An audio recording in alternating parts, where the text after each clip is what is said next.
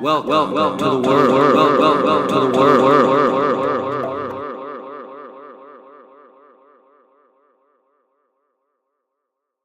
All right, everybody. Welcome back to the world. Today I have on with me Elaine, Alan. I'm really psyched about this because, honestly, you've gone through a huge transition. You've lost a lot of weight. If you were on The Biggest Loser, you would have taken home the gold. If there was a point past first place, you would have beat that because, I mean, you look really good. Thank you. And proud that you've seriously made a huge lifestyle change, and not only have you started working out and eating healthier, you're moving more towards a spiritualistic, that's probably not a word, but more towards a spiritual lifestyle, and implementing some things in your life that have made you more patient and calm, open to new people and new ideas. Yeah. And Changes. what got you on that path? Life in general. Things that at a later age that used to serve me, Mm-hmm. as I started looking my life over, didn't serve me anymore. And so you either point the finger outward and blame everything else, and that doesn't change anything, or you point the finger back. Mm-hmm.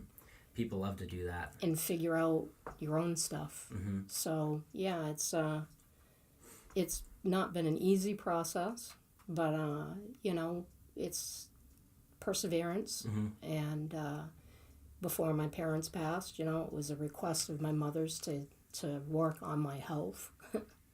And so initially it started off, kind of a quest to kind of, let her know that I was here and, support of that, because it's what helped motivate me in the beginning.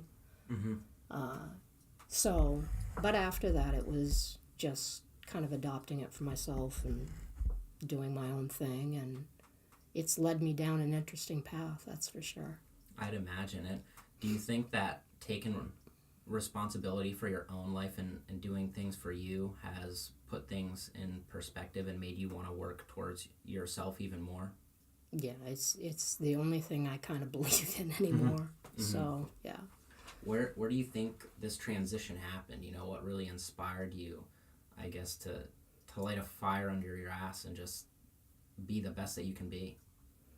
I don't know that it even was a motivation of that consciousness. It was Mm-hmm. just looking at what wasn't working and kind of at a point where you're just sick of yourself.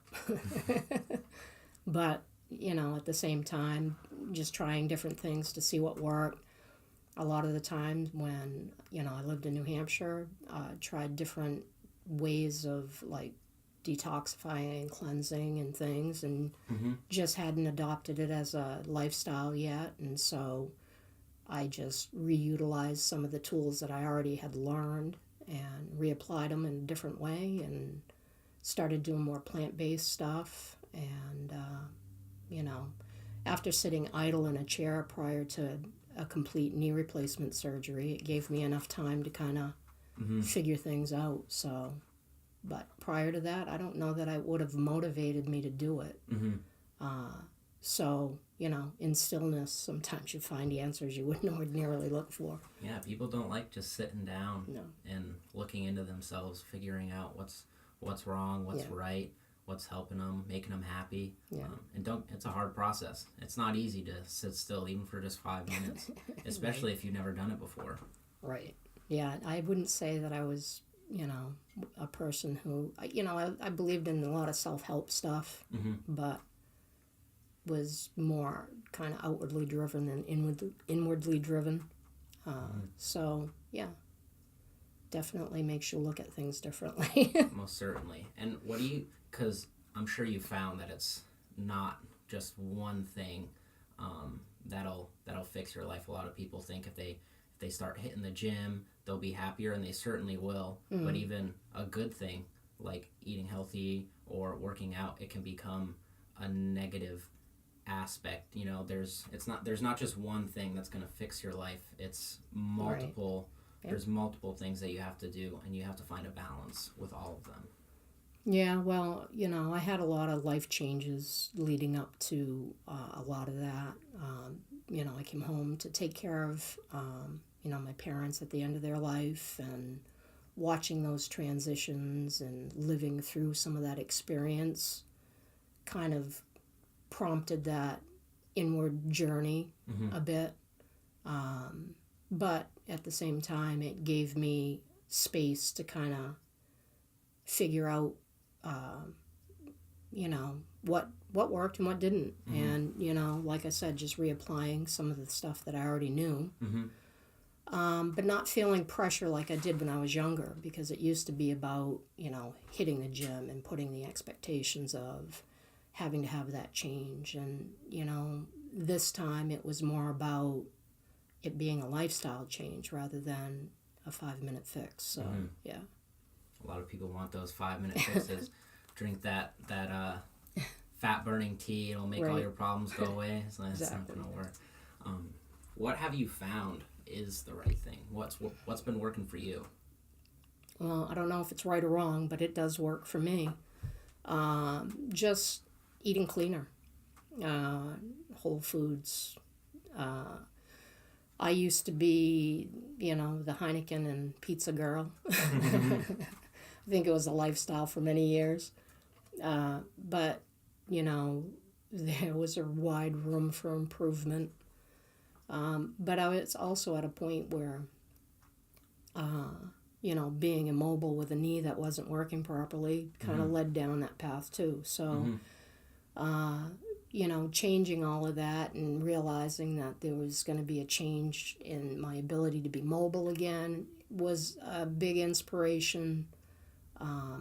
Clean eating, whole foods, no sugar, basically cutting out bread significantly.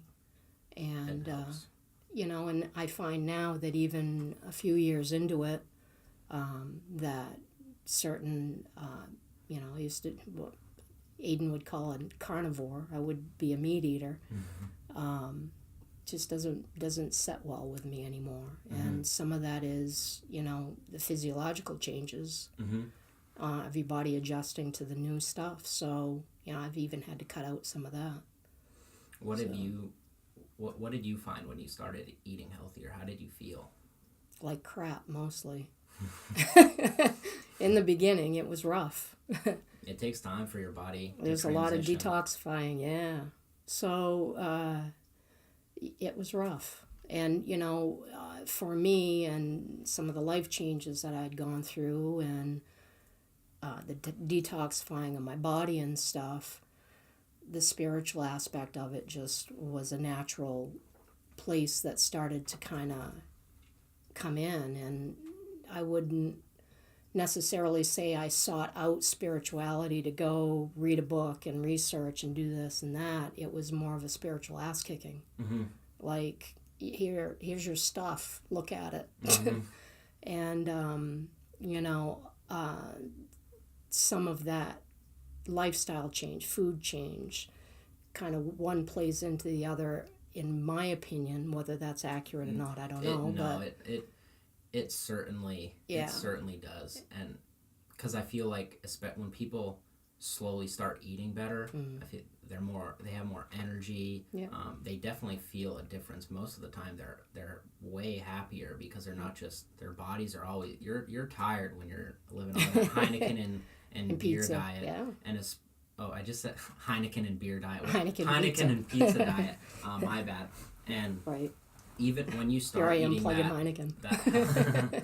When you start eating really healthy, and when you do have a cheat day and decide to drink Heineken and eat some pizza, you feel it way harder than when you were consistently just eating that shitty diet.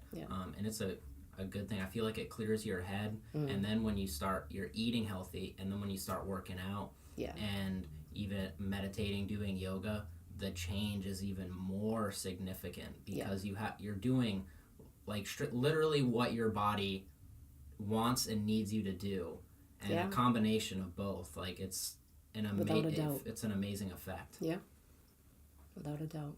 And what do you think that's done for you? It's been life-changing. Absolutely life-changing. How do you experience the world now? Much more peacefully. Mm-hmm. Like I said, it's not been one where I sit and meditate and, this spiritual guru kind of thought process, because, what I know is only on the cusp of, a lot of people who have spent You're years just and hitting years the and tip of years. the Yeah. iceberg. So for me, it's just kind of peeling back the onion of myself, and not putting everything away from me, and just kind of reflecting back and seeing how it fits. And it's really kind of cracked me open a bit, and for the better. I'm not interested in a lot of debate and noise. I don't think I've turned my TV on in close to 3 years now. That's got to feel really good. It's definitely much more peaceful. Although my TV is on, it just has dinosaur shows on it now. Yeah, for doesn't it? Aiden. Yeah. So I was always a pretty calm person anyway. But it's definitely given me a shift of energy in that it's a little more self-reflective than outwardly. So Yeah, a lot of people don't like to look into themselves, take accountability for what they're doing. They want to throw it on external issues, and like Eckhart Tolle, talks about it's all your thoughts. Great it's book. Nothing. Like, I mean, again, like if your significant other dies, that's going to be a pretty hard toll to pay. But again, you can look at it.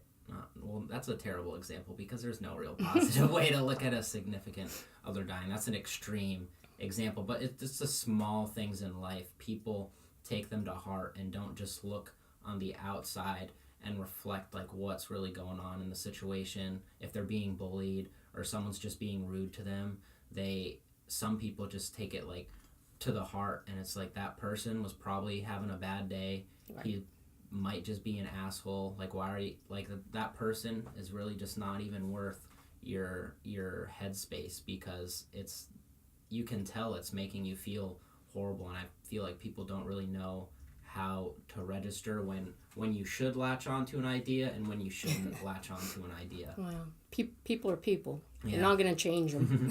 And I've stopped trying. There's a lot of flaws. Right? And I think for me, I'm middle-aged, 53, younger. Your emotions are on the surface. You live through those. You experience your life through those. And I'm in a different place where everything around me isn't emotionally charged anymore. It's I can kind of detach from that and logically go through it. And if I have a certain feeling about it, and then allow it to, kind of direct me in what feels good and what doesn't feel good. And honestly, what used to serve me in my younger days when I was railing and fighting and struggling and pushing, I'm painfully aware today that it has more to do with a painful upbringing emotionally than it was anything else. So, we all do the best we can. So if people have judgments, I don't get too wound up about their opinion. They can have it. It's not going to affect my life one way or the other, unless I resonate with it. And if it doesn't, that's okay too. But those things don't affect me like they used to. It's good. Yeah. And you said about your upbringing. That's a lot of people are defined by their past and don't really know how to escape from them. We all have one. Yeah. What did you do to kind of combat that? Well, it's part of the onion you peel back, or it has been my process of, again, I can sit back and blame this one and blame that one, or I can look at it in a way that might serve me a little bit better. And, underneath it, we get into our world and we do things based on the adults who tell us based on the best knowledge they may have at the time. and all of their wounds they have from growing up in their generation. Mm-hmm. And, I come from a large family, so there was almost a generation of children before I was born, so there were two generations between me and my parents. So,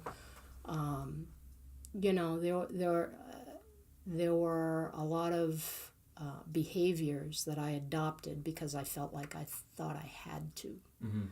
And what I realized and lived through is that I don't have to accept that. Mm-hmm. And detaching from anyone who thinks differently than that. We're all created the same way, and we all come into the world the same way, and it doesn't matter your sexuality, your gender, what you do, how you do it. You got a degree, you don't have a degree, if you're living in a house, if you're living in the street, it just doesn't matter. And for me, I used to have an opinion about everything. You remind me very much of me when I was younger. But at the same time, learning that people have the right to compassion. Mm-hmm. And we live in a world that, with everything kind of pushed in a way of judgment and opinion, that is almost, non-existent today. That somehow compassion and things have been replaced with opinions and judgments, and, doesn't leave a lot of room for people to maneuver sometimes. So we can put people in a box. People have tried for many years for me. It's learning to have compassion for people is a huge thing. And compassion for yourself mostly. And, you can only meet people where they are. So at the end of the day, the most important thing is having it for yourself. It's a tough struggle because, I remember growing up to school and even now going through all of these systems that are in place, they don't teach you compassion. Outside of kindergarten, you're never told to share again. People don't talk about how to listen to your emotions, how to, I wouldn't say manipulate them's the wrong word, but how to get away from your emotions when you don't need to listen to them, how to get rid of that noise inside of your head. What to do to actually grapple with the pains of life. Nobody tells you how to do that. And then they wonder why, when you get out into the real world, why everyone gets so depressed, why everyone's just ranting and raving at each other. And it's like, well, because you didn't teach what you should have taught us when we were children. Well, and even some people have grown up enough to not even know what that is for themselves either. So, we never know how lucky we are to have what we have, even from the starting point we're at. I'm certainly not talking about my history in a way that, is terrible in any way, but reflecting back on the things that, as a kid, that I felt wounded by. And, kids' feelings are important. And, I know that now that I'm taking care of a 5-year-old who has a lot of needs. And a lot of emotion, and that's kind of the spiritual aspect for me is, how does someone like me end up caring for a 5-year-old through the universe, because children were never in my scope of vision growing up as a young person. Do you want to just give a background of that real quick before we get too into it for the viewers? Yeah, well, I'm caring. I can't get into a lot, but I am caring for a 5-year-old, and he comes with some emotional heaviness that, kids that get moved around have. And so at the end of the day, how does, when I talk about a spiritual ass-kicking, is how does the universe justify fixing your childhood wounds by giving you a child that you need to take care of? So what I'm learning, aside from caring for him, is that I got to care for myself. At the end of the day, it's how I need to help him. But I think at the end of the day, by looking at how much he's come into my life, he's helped me more than probably I've done for him. So, the universe works in funny ways. We don't always get what we want, but sometimes we get what we need. Yeah. And that's kind of my point of view these back days. To the Rolling Stones. Kind of, I know what they were talking about. Music's great, isn't it? Yes, it is. Yeah. I don't want to get too much into that. 'Cause I could talk about music for a long time. So could but I. It certainly has some great viewpoints. People certainly have, like you were just talking about with what happened with Aiden, even myself, a lot of people I know, when something bad happens to them, and not even bad, but just a circumstance that they didn't expect to happen, and that at that moment in their life, they don't handle it in the best way, and they're just like, wow, fuck the universe, or like, fuck the people around me, like, why is this happening? I'm already having like a bad life right now. My day was bad. Why do you gotta throw this on top of me too? And it's like, it's about learning to move beyond that and realize that those things happened for a reason, and it probably happened so you can grow as an individual. Yeah, that's the spiritual piece, is we're all here to learn life lessons. And that's what we teach each other, and we're all on different paths at different levels and different journeys, learning different lessons. And that's where the compassion piece comes into me, as opposed to having judgments about people. Is that, whether it's about a job or income or what have you, I tend to look at it through the lens of what are they showing me that is broken in me that maybe I can learn from. Because usually if I see that something is triggering me from someone else, then it's an opportunity for me to kind of fix something that might be broken in me. And, without getting into a lot of different spiritual practices, it's, it's a big piece of what has helped me get beyond myself. So, yeah. People don't realize that usually when you get aggravated or annoyed with someone, you're annoyed with them because you're seeing something in yourself that you don't like. Absolutely. And instead of you're internalizing that and changing yourself, you go, fuck you, you're a dick. Well, you might. Like, and that's not how you want to react. Human. Yeah. We're human. People do make mistakes, and that's okay. I'm on a spiritual path, but I don't have it down. And every day I, get pissed off or, have a reaction. They're there to show you things. They're there to, it doesn't mean you're saying I love you to every person on the street. Some do, but everybody does their thing. And we're human, and we have to have compassion for that too. So, it's not for anyone to tell you or me or anybody what they think they should be doing. No. And because that enlightenment is a constant path. It's not a destination.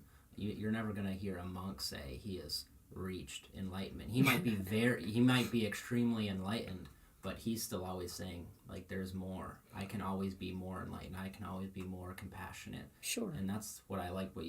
It is about compassion, because when I think you look at compassion, it's about giving to you and giving to others. Whereas when you seek out judgment and put opinions on others, I think you're seeking validation to some degree. I just think that people are people, and you haven't had to live what they've lived through. No.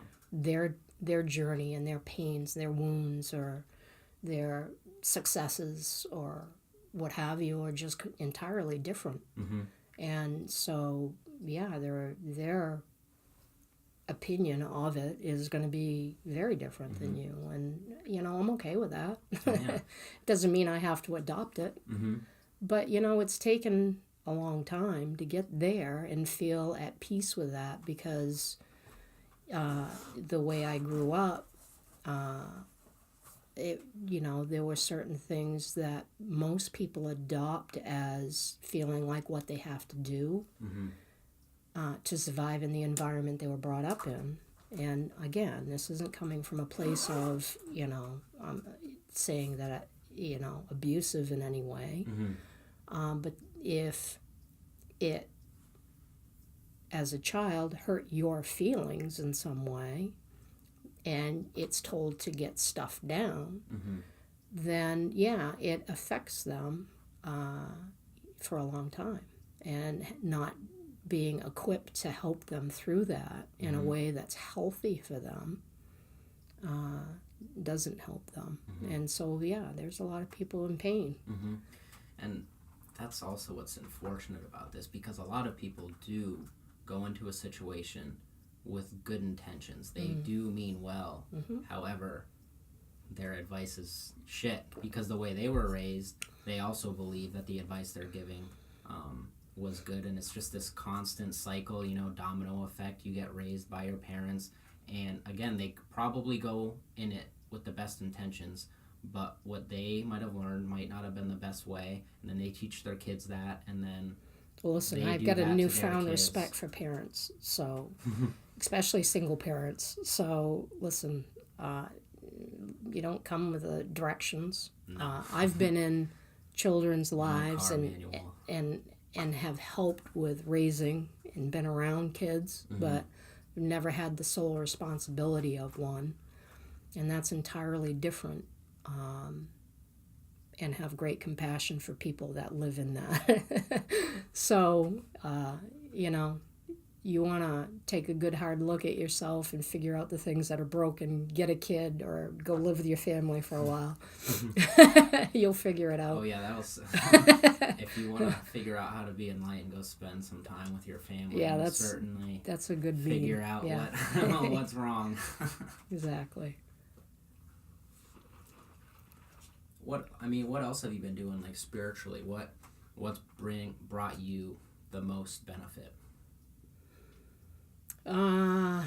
Opening up to just other ideas. Growing up, I kind of adopted the fact that you had to struggle to succeed, and so working hard just became what I did. Even if it wasn't productive, it's what I did because it's what I thought I had to do. And, for a long time, it worked well for me.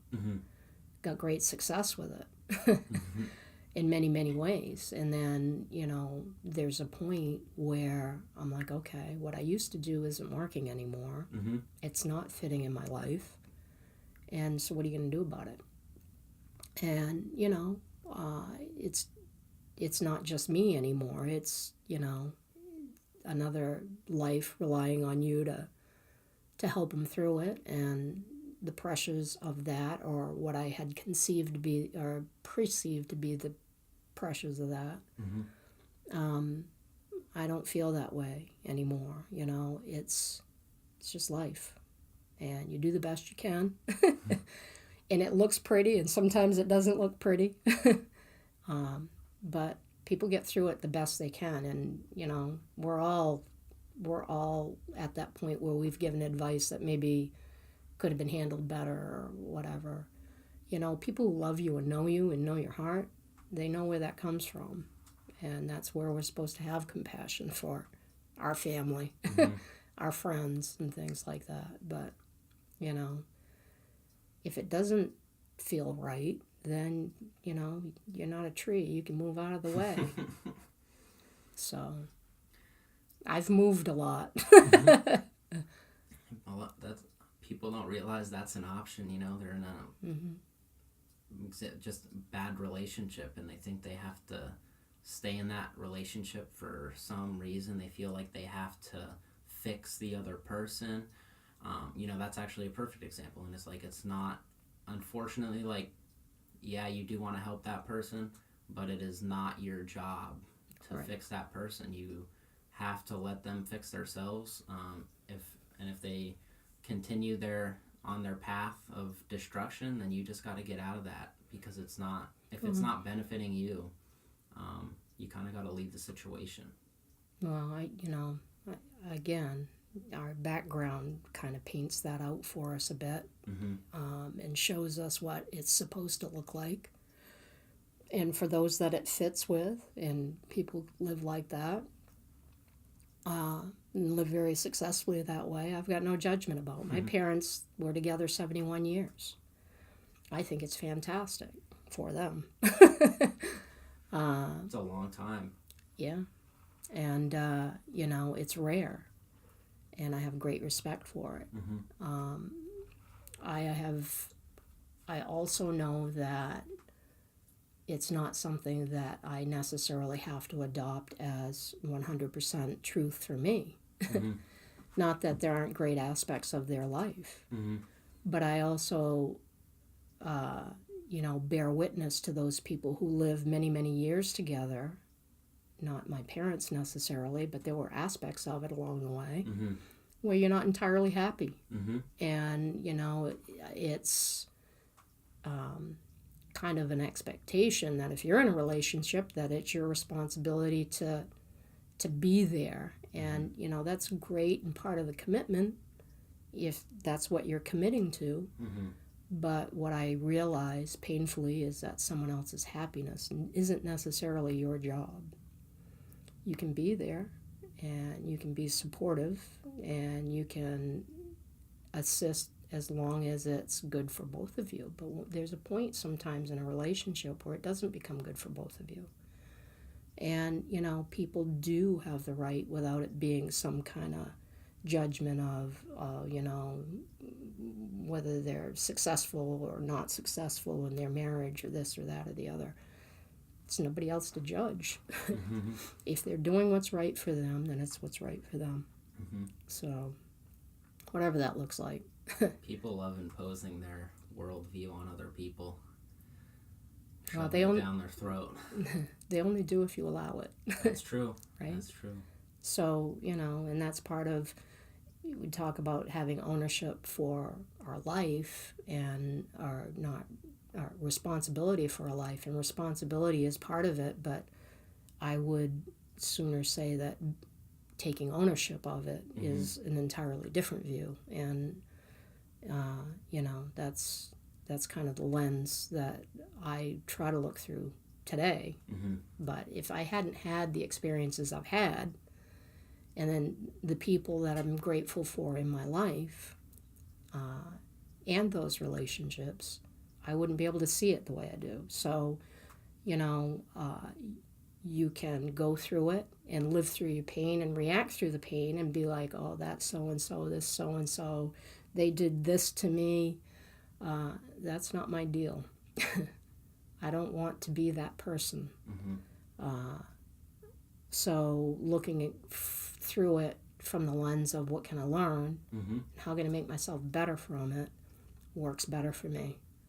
Doesn't always for everybody. I don't know. I think it could work for everyone. Everybody's in a different place. They're not used to it, and yeah, you're right. Everyone's on a different path, a different journey, and it might take them a little while to get there. Right. But I think it's certainly a place to strive for. Yeah, and I mean, as far as the spirituality piece of it for me, it's not necessarily any one thing that I went and said, oh, I'm going to do this to help me get through. It's just a natural part of a result of the journey I've been through, that is a piece of it that is more important to me today. I've known religion, I've lived in it, and I don't talk as if it's good or bad. In my life, it didn't serve me. It didn't feel right for me. And a lot of it was because of the dogma behind it. But spirituality is something more individual, and it can become what anybody wants it. If you want to get to monk level, knock yourself out. Enlightenment is, you're right, it's not a destination, but none of us are here to be angelic beings to the point where you're going to float across the street. Walk on water. Right? we live in a real world, and so practicality comes the other side of that. So we were talking a little earlier about like interdimensional beings and alternate universes and things like that. How do you feel about that? What is how do I feel about it? And like how has it helped, like, made you experience the world differently? Well, it's not necessarily the topic of it that makes me feel differently of it. Some of my experiences in my youth, I tend to think more logically and more nuts and bolts, more black and white. And if it didn't make sense, get out my way. I wasn't interested. And so it just depends on what you're open to. And that's the positive side of things that happen in your life if you allow it to kind of help open you up. So, it's a matter of how you look at it, and it's all energy. And so I've lived through the process of watching people at the end of their life. I've watched people come into the world. And so, those journeys have allowed me to shift that whole black and white to, you don't know anything. The older I get, the less I know for sure, other than how I feel about something. And when it feels right in you, and it's all energy. Our physical bodies go, but I believe our spirits don't. And that's a new belief for me as of the recent years. Not new to the point of I didn't believe in it before. I just didn't have concrete evidence of it. And so I pushed it away. I think we all have spiritual gifts that we possess, the ability through the energy in our body. As far as chakras, our energy system that runs our body, and it kind of translating into the interdimensional parts of our inner world and our outer world, and how we integrate those into our being. There's a lot of stuff that goes into it. And I know what works for me now. And I'm sure it's going to change as I go, but I'm open to it. I'm open to the idea that, what we see in front of us isn't the end-all, be-all. And the older I get, the less I know for sure. And I know for certain that most of what we are fed on a daily basis is an illusion to keep us distracted from ourselves and plugged into a life that you can rail against or you can go with. And so, some of that's self-inflicted. But it's an interesting journey, and it opens me up to wanting to learn more and more and more. For me, learning more about astrology and, whether it's Western astrology or Vedic astrology, is interesting to me, and it lends to the spiritual side of tarot and things like that, oracle. Those things have helped me as kind of a guiding, kind of a way to guide me through some energies that when I didn't understand them, through some of this spiritual change, has given me clarity. And some people find that in religion, some people find that in smoking marijuana, some people find it drinking, I don't liken it to the same thing, because but they're all energy. And it just depends on where you want to expel your energy. What are some of the pieces of evidence and things that made you start believing in this transition in a possible afterlife, that there's a force that guides us and brings us together, connects everyone? I would say that I always believed it.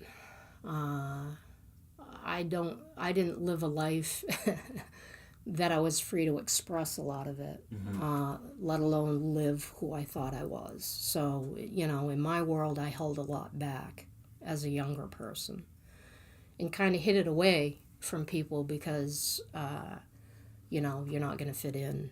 People aren't going to like you. Whatever those judgments were going to be, and I know that they were told to me to help what their perception was to protect me, but it didn't. It hurt me because I felt there was something wrong with me. And so those things, through like looking at the past and looking at it through the lens of what's holding you back, those spiritual changes and those things that I use to help guide me have helped give me some perspective on, people really do the best they can with what they have at the time. So I've learned to have compassion for myself. I've learned to forgive myself for not knowing better and holding that stuff back. Even a few months ago, I'm not sure that I'd be sitting here doing a YouTube video with you and speaking it outwardly, And so I'm open to new things. And I think that there are a lot of people out there probably know a lot more about this stuff than I do. I just know how it's worked for me. And it's a great tool. And I wish that I had more of the information or felt free enough to express it early on, because I had been tapped into the universe for years with different messages and from spirit, and I always thought there was something wrong with me. What are some of those examples that happened? I was the last 10 children in my family. My parents were older. Needless to say, my mother was 42 when she had me. And so at the end of their life, there was a circumstance when I lived in New Hampshire. I was always the child that got called home to take care of things, although I've taken care of my parents my whole life, even at a teenage time frame. But I think that's usually how it goes. Yeah. But, I had a dream of an angel that came to me in my sleep, and I knew there was something wrong. I woke up sobbing in the middle of the night, like, what the hell was that? But the strange thing about it is, I just got up. I thought it was something I ate from the night before, because I was that interested in pushing it away from me instead of kind of letting it be what it was. And so as I'm going through this and kind of waking up to the idea that it's always been there, because there have been other things in my past that have happened as well, but this is just one example. I had gotten ready for work after my shower and was on my way, and I got a call from my brother that my mother was in the hospital and that I needed to come home. So I already kind of knew from the minute the phone rang that was part of my dream. So the story is, she had fallen out of bed and hit her head and was in the emergency room. And I can guarantee that the angel that came to me, although I couldn't see a face, but I do remember a scent that was familiar. And I know today it was my grandmother, but it was in a form of an embrace that I experienced in a dreamlike state that felt as real as I am sitting here talking to you. And it was a hug, an embrace that was a love that I've never felt before, not in this physical world. Warm, love. That's crazy. When I talk about it and really kind of hash it, it kind of makes the hair on my arm stand up. But nonetheless, there was a scent I could smell that was familiar, and it smelled like home. That's all I can tell you. whatever that is at the time. And so I drove up here, got to the hospital, and sat with my mom in her hospital bed, and she did recover this time, and we ended up taking her home. But that night I started packing up some stuff to bring home because I needed to bring a change of clothes for the next day. And the nurse brought out a bag with her stuff in it, and the nightgown that was in the bag was the nightgown of the person in my dream. And so whether that was my mother or whether that was my grandmother, I'm not entirely sure, but today I can tell you it was my grandmother in spirit coming to let me know everything was okay. And I mean, I have some disbelief in things of this nature, you know, the paranormal, just crazy spiritual phenomenons, but I'm open to it, and most people just toss it aside. Like it's just heebie-jeebie, mumbo jumbo. It's bullshit. It's just a crock of shit. Like there's no way to prove it. It's not real. It doesn't happen. And then you have an experience like you just had. And how do you explain that? And then people come at it with science, and they're like, oh, it was just this or that. It's like, you're telling me that this was just a coincidence, that the night your mother fell and went to the emergency room, you had a dream of an angel. You wake up sobbing. Your brother calls you. That is not a coincidence. That happened for a reason. That is some there are no serious coincidences. third eye, Yes. like, and people aren't open to that aspect of their spirit, you know. And it was like you were saying earlier, you open up social media, you look at your phone, the news, whatever, it's like they're trying to tap you out of that. They want you to not be in tune. I think with people yourself. want to sell a story, and I think that they are people that make a lot of money on those types of topics, and so be it, you know, make money on them. I'm not sure that that's what the spiritual end of it is all about, but hey, again, and if it is for them and it works, great. You know, I'm not here to change anybody's mind about spirituality. I just know that for me and where I'm at in my life, it has played a huge part in the shift and how much more clear and able and a better functioning adult, probably for the first time in my life. So it doesn't really matter what other people's opinions are, right? And because you were experienced that when you weren't really in tune with the spiritual side of yourself. Has that grown even more since you started this I used to get journey? I used to get nudges along the way before that ever happened. I had a brother who had passed away many years before my mom did. And I was with him at the end of his life as well. But, you know, I wasn't allowed, or I shouldn't say allowed, I wasn't understanding that it was something I could learn about. It wasn't available to me as far as an interest. You know, I grew up pretty athletic kid, and I thought my parents were going to fall over when I told them I wanted to go to ski school and be a ski instructor. They're like, oh, you got to go get a real job. You know, you can't be a ski bum. You won't make a living.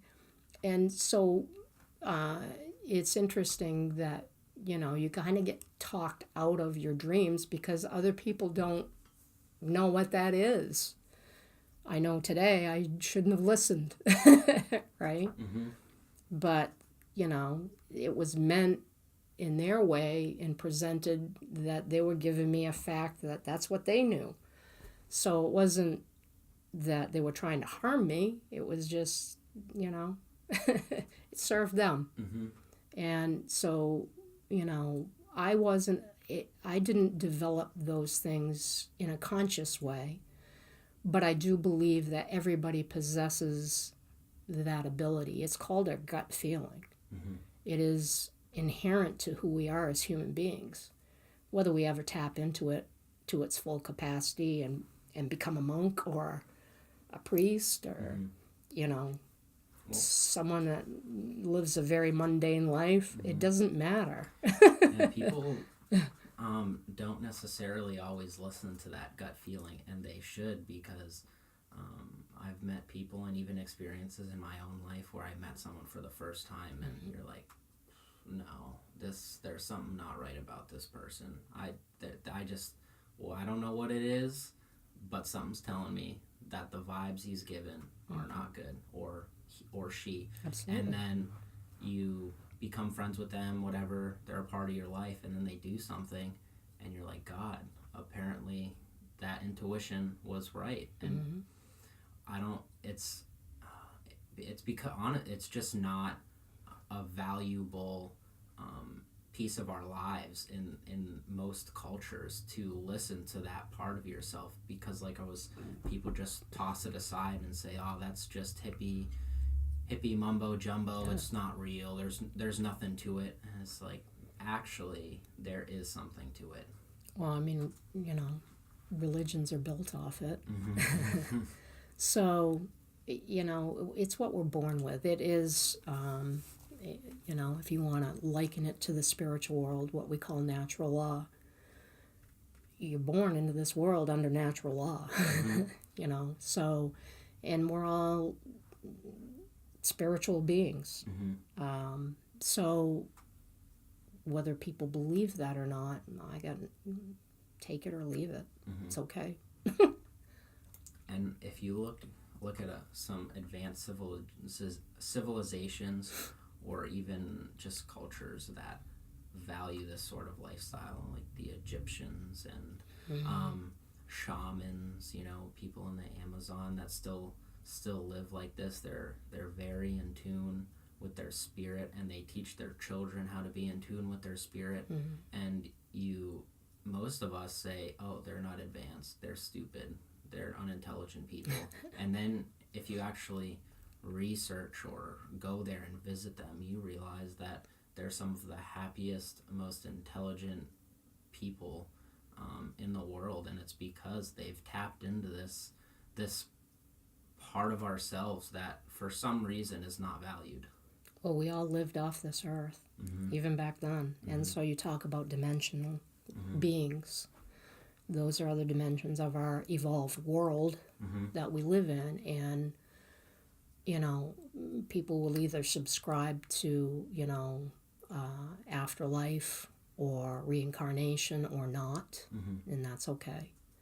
But I believe, again, your physical body dies, your spirit does not. And so I do believe that if you didn't live in a certain lifetime and learn the lessons you needed to learn for your spiritual growth, that you come in with a different meat suit and learn the lessons maybe from a different perspective, whether that's a different sex, a different lifestyle, what have you. And again, my personal opinion, people can agree or not, and it's okay.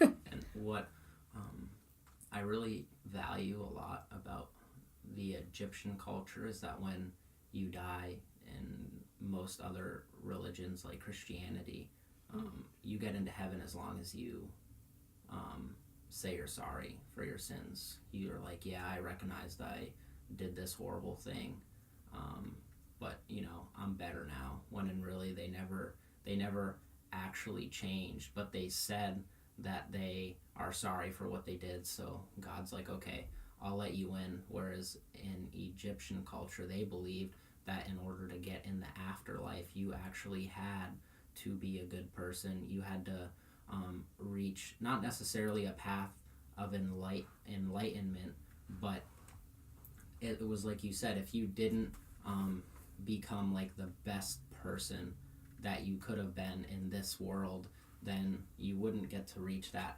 If there is an afterlife, you wouldn't be able to go into the afterlife. You would actually go back and be born again, and hopefully you would be able to become a better person. You could go through those lessons and become a better person. It wasn't just like it wasn't just a free pass. A lot of people, and again, you don't have to believe in any of these ideologies, but just what I appreciate is that with like what most people believe is you just get a free pass for being a shitty person. And it's like, that's not how you should look at yourself.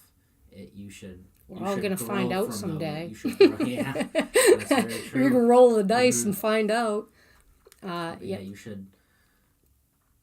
I don't know how to like explain it, but you shouldn't you just shouldn't give yourself a free pass. You have to own up to your behavior and try to become a better person, and not just treat your friends and family or significant other like dog shit every day, and just be like, oh, I'm sorry, Right. and then literally the next day you go do the same thing that you're sorry for, and it's like, you weren't really sorry, you didn't even change. Well, in my world, actions do speak a little louder than words. But, again, we're all on different levels, different places, and, we're here to figure out our shit from this lifetime. But if it does incorporate from other lifetimes, you wonder why things are as screwed up as they are, because people today can barely look at their own lives. No. Right? So, listen, whatever level people want to believe in, but I don't discount, any of it. I can, growing up gay in a Catholic family, and the last of 10 kids and 6 boys, and there are different rules for the boys than there were the girls. I didn't find that Catholicism really worked for my life. Now, some people would say there's a reason for it based on what they feel they believe, and that's okay. I'm not trying to change people's mind about who I am and how much space I take up in the world. But for me, I did watch how that nourished my mother in times of need, and watched her get strength and encouragement through that religion for her life. And so I have great respect for other religions and thoughts that I don't necessarily subscribe to, but it doesn't mean that it isn't for someone. Just like spirituality's for someone, anyone, as the rest. We have to figure out in this life what is going to work and what isn't going to work. And again, it's just because it works for me, it doesn't mean I'm going to go tell someone that's what they should be doing. Right? Because, everyone's different. Right. And, I definitely subscribe to most of your ideologies, but that doesn't mean just because you are really positively benefiting from all of the things that you're doing, it might not benefit me in the same way. So it's about tweaking, absolutely, and fine-tuning what is good for you, and that's hard. It's hard to figure out, and people don't know how to do it. Well, we're not taught to. It's beat out of us. Why do you think that is? Why does our culture value the things that I personally don't think they should value, and then they... Well, that's a whole other topic. But, we live in this physical 3D world and have to work within the parameters of what's here. I have a unique perspective that most of it is smoke and mirrors. And, sometimes that serves me and sometimes it doesn't.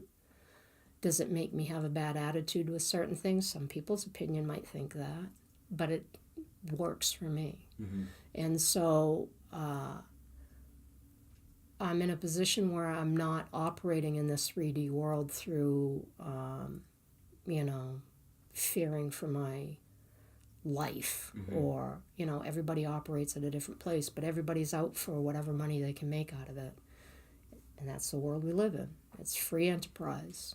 I have no judgment about it, but it is an illusion that we're taught that we have to keep pushing for may not necessarily be the case. I've had more success sitting back for the first time in my life and coming at things through an easier approach than I have probably pushing, struggling. Mm-hmm. And it's been quite an eye-opener. So there are, other ways of doing things. Mm-hmm. And,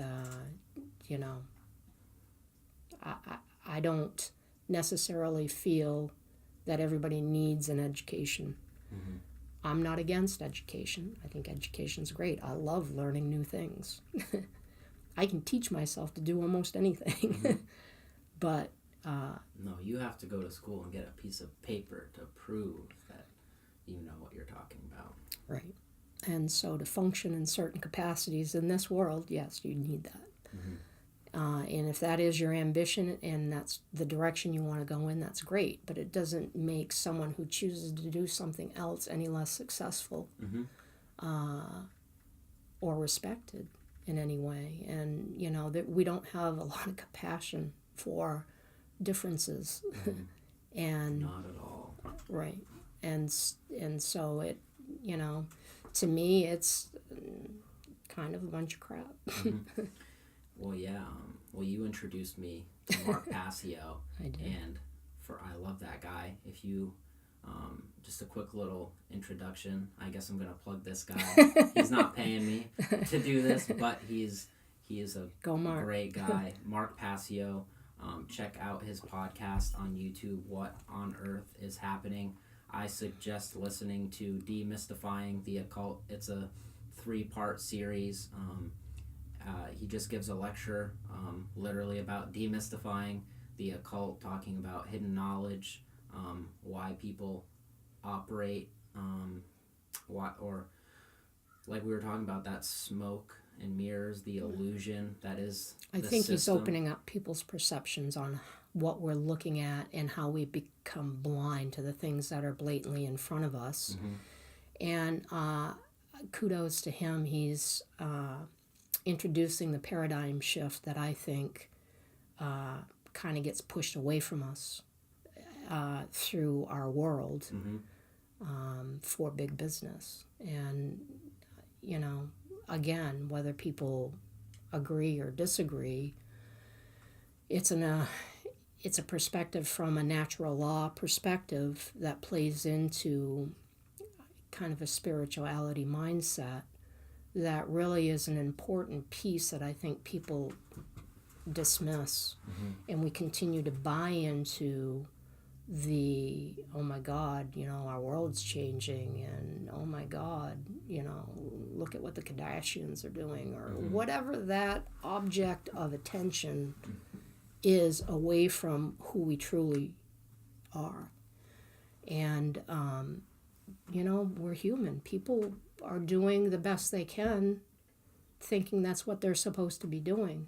And this isn't even available to us. Mm-hmm. So it's certainly a perspective that if people are open to listening to is an interesting point of view.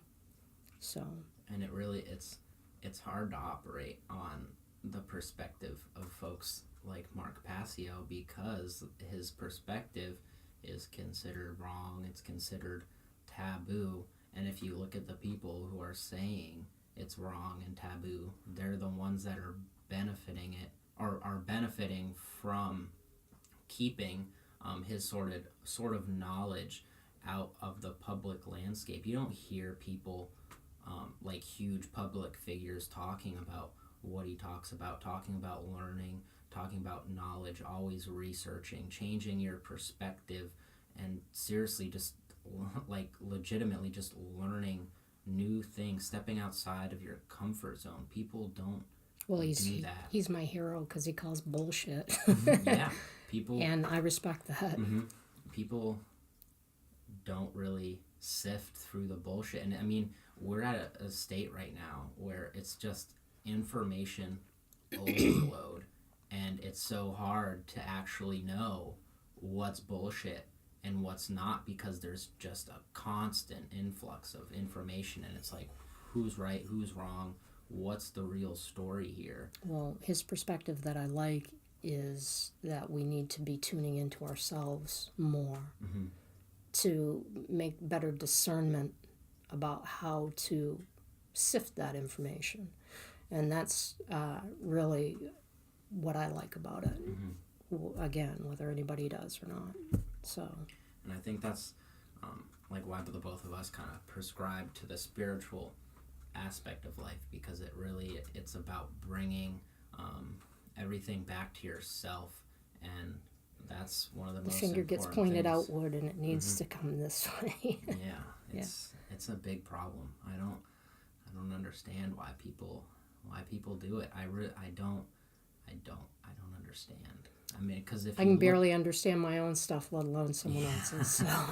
Really, and I think it's a big part. Like, just, I mean, I know you haven't been listening to the news or anything like that, but I'm sure Well, it's not like I'm totally unplugged and I don't know what's going on, but I don't sit and watch it like I need to know. And there's this whole idea of like this outrage culture. Everybody's outraged about everything, and it's ridiculous. Our world's always going to survive something. You know, if I hadn't told you, I have a 5-year-old perspective, and everything goes back to dinosaur talk. And, you know, we've evolved from dinosaurs. You know, you talk about Egyptian culture, and the question every day is, do dinosaurs live? And I'm like, yes, they live through you every day. What do you mean by that? Because he keeps them alive. You know, the conversation about them, you know, do they live? In our imagination, yes. And so in essence, spiritual aspect, yeah, they're here today. Birds are an aspect of dinosaurs on some level. It would be our first dinosaurs, alligators. Yeah. So the evolution of our world, nothing dies. So that's true. It's always in us. Yeah. That's crazy. Man, I mean, do you have anything else that you would want to say? I mean, not unless there's a topic you want to head down, but I didn't come here with an agenda. Yeah, no, that's fine. Yeah, I like that you don't want to push. I really like that you're not out here just trying to push. I mean, I'm being a little pushy. I think people should really live the lifestyle that you're living. I see great benefit from it. I see people happier. They're more in tune with themselves, and I don't know why you wouldn't want to live on that path. But I appreciate that. I'm sure there are people out there doing far different and better than I am. So, but I appreciate that.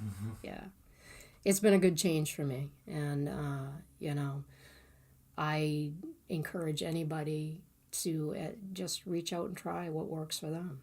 Do something different than what they know. That's the first piece of it. The rest kind of falls into place over time. So. Awesome. Well, thank you. Yeah. Everybody, thanks for tuning in to Welcome to the World, and thank you for coming on. Thank you. Peace out, everybody. Welcome to the world.